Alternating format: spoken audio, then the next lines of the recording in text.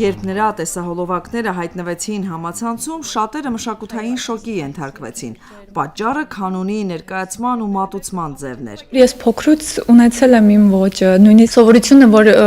լինել տարբերվող, փորձել ինչ-որ նորություն մտցնել։ Ես չէի պատկերացնում, որ այսպիսի մեծ մասշտաբով է սիրվելու ու տարածվելու իմ տեսանյութերը, ավելի ճիշտ, ու ինձ շատ մոտիվացնում է, շատ ոգևորում ու հպարտություն եմ զգում, որ հայ եմ ու հայերը ինձ այսքան սիրում ու աջակցում են։ Կանոնահարուհի Բելլա Պապիկյանը երաժիշտների ընտանիքից է։ Հայրը երաժիշտ է, քամանչահար, աշխատում է Հայաստանի ազգային նվագարանների պետական նվագախմբում։ Երաժշտական 2 դպրոց է ավարտել։ Գյումրու Շերամի անվան թիվ 5 երաժշտական դպրոցում սովորել է Լաուրա Մելիքյանի դասարանում, ապա ուսանել Գոհար երաժշտանոցում։ Երևանի Կոմիտասի անվան կոնսերվատորիան ավարտելուց հետո աշխատանքային հրավեր է ստացել Դուբայի օպերայից, որտեղից էլ սկսվել է կանոնահարուհու կարիերայի հաղթարշավը։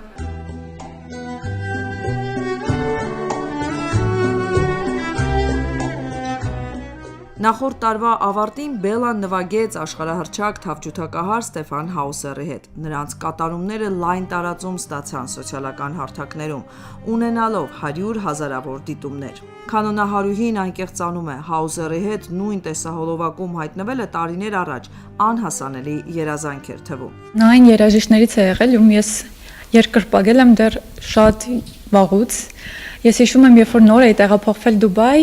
ամսագրերից մեկից հարցազրույցի առաջարկ էի ստացել եւ կային տարբեր կետեր, ինչպես եմ սկսել ամեն ինչը եւ այլն, եւ վերջում կար մի կետ, որտեղ նշված էր, որտեղ հարց էր տրված, ով է այն երաժիշտը, ում հետ կցանկանամ օրերից մի օր հայտնվել մեկ բեմում, եւ ես նշել էի Հաուզերի անունը։ Երբեք չմտածելով, որ այդ կարող է օրերից մի օր կատարվել։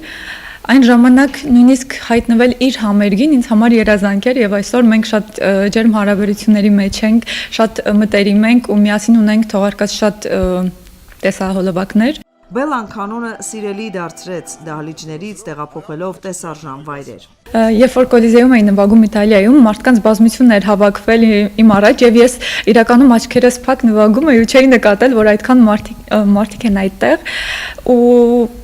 երբ որ հարցնում էին որտեղից եք գործիքը եւ ես ասում էի հպարտությամբ որ ես հայ եմ, հայկական գործիքի վրա եմ նվագում, ասել որ դու հայ ես ու նվագել հայկական գործիք արտասահմանում եւ դառնալ սիրելի բոլորի համար, դա ինձ թվում է մեծ պատիվ է։ Հայ հասարակությունն արդեն հնարավորություն ունեցավ վայելելու Բելլայի նվագը Հայաստանի ազգային նվագարանների պետական նվագախմբի հետ։ Արամ Խաչատրյան համերգասրահում։ Կանոնահարուհու առաջին մենահամերգն էր հայրենիքում։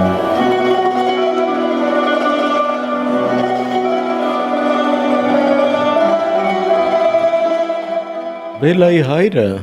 մեր քամանչահարներից է Հրանտը Պապիկյան։ Ինձ մի անգամ ասեց, որ նպատակ կա մենահամերգ կազմակերպելու մեր նվագախմբի հետ։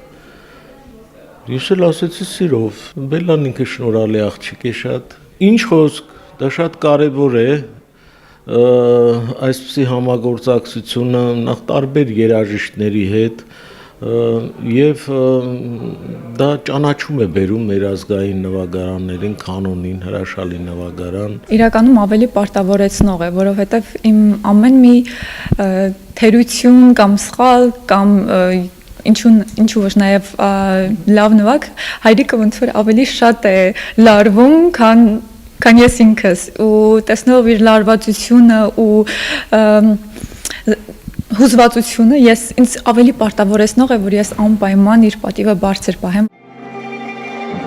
Արտերկրում մեծ լսարան ձեռք բերած ու հայկական կանոնը հանրահռչակած արտիստուհին բազմաթիվ նպատակներից առանձնացնում է կարևորը՝ հայկական մաքրամաքուր երաժշտությունը կանոնի ելևէջներով լսելի դարձնել ամբողջ աշխարհում։ Արմինե Գևորգյան, Գագիկ Սիմոնյան, Էդվարդ Ասատրյան, Ռադիոլուր։